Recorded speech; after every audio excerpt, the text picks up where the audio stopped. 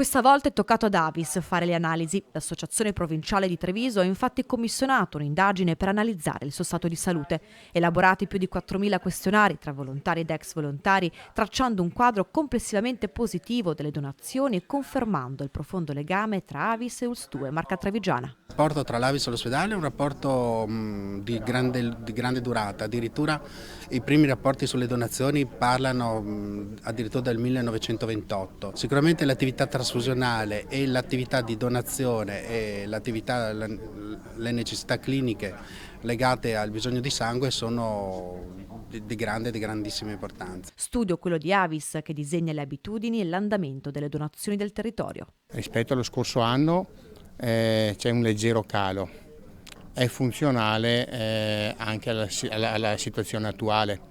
Ricordo che a gennaio praticamente l'avvento di nuove varianti del coronavirus praticamente ha portato all'assenza di diversi donatori dalle sale di donazione.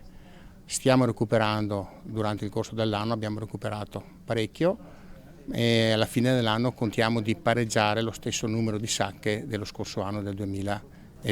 Nella Marca sono circa 34.000 gli iscritti all'associazione, di cui il 15% giovani donatori. Abbiamo necessità assolutamente di rimpinguare le nostre fila dei giovani. I giovani hanno una vitalità diversa degli storici donatori. Gli storici sono appunto le rotaie e le locomotive sono i giovani, per portare una linfa nuova all'interno della nostra associazione.